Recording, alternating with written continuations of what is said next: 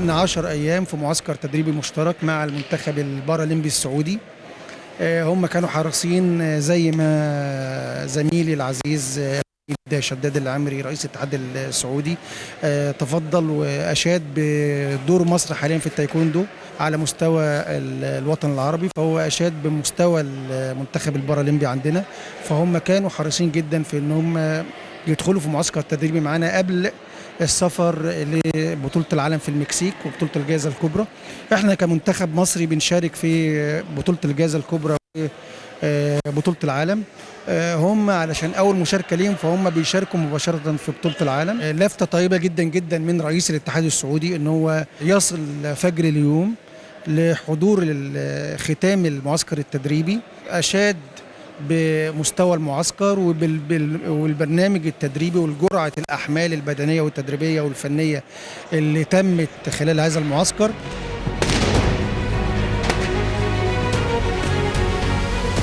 الدولة المصرية بقيادة طبعا السيد الرئيس عبد الفتاح السيسي، وزارة الشباب والرياضة برئاسة الدكتور أشرف صبحي، حريصة على توطيد أواصر العلاقات والريادة المصرية على مستوى القاري والمستوى العربي والمستوى العالمي.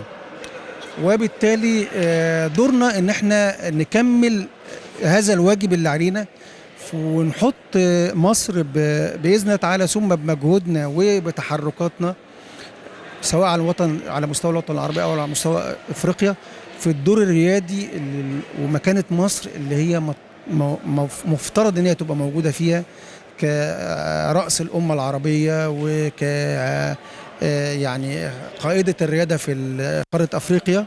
عندنا مساعي وعندنا أهداف في إن احنا نعزز أواصر علاقة مع كل الدول، وده اترجم حاليا في اهتمام الاتحاد الدولي بمصر، الاتحاد الدولي للتايكوندو، واهتمام الاتحاد الافريقي بمصر. الحمد لله النتائج الخاصة بالمنتخبات المصرية سواء الناشئين أو الشباب أو المنتخب الأولمبي الأول أو المنتخب البارالمبي أو منتخب البومزة في بطولات العالم، في البطولات القارية، في دورة ألعاب البحر المتوسط، في البطولات الرسمية زي الجائزة الكبرى، زي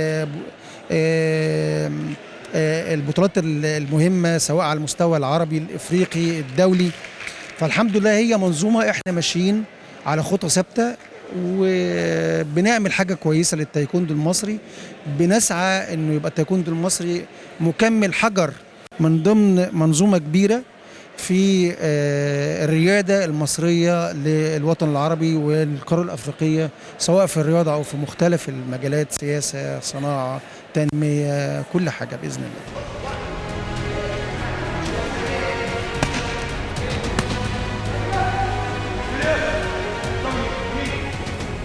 دكتور أشرف صبحي إنه متابع كل صغيرة وكبيرة تتعلق بالاتحاد المصري وبالتايكوندو المصري، ومتابع كل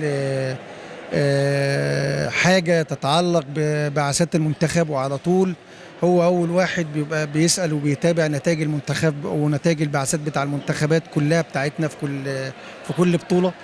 فهو مشكورا النهاردة كان في اتصال رحب فيه بالعميد شداد العمري في بلده الثانية مصر، وأشاد طبعا بالعلاقات القوية اللي ما بين المملكة العربية السعودية وجمهورية مصر العربية وبالرياضة السعودية وبالرياضة المصرية، وتحديدا كمان بالتعاون المثمر حاليا وتوطيد العلاقات اللي بيتم ما بين التايكوندو المصري والتايكوندو السعودي.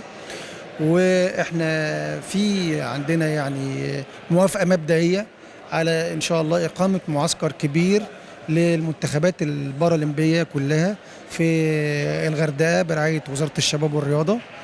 الجميل ان حاليا في بطولة العالم في المكسيك الاتحاد الدولي بيتكلم معانا في ان في دول آسيوية وأوروبية طالبة ان هي تعمل معسكر تدريبي مشترك، منها إيطاليا، منها ألمانيا، منها الهند، منها اليابان. أعتقد أن أغلب الدول العربية هتبقى موجودة في هذا المعسكر.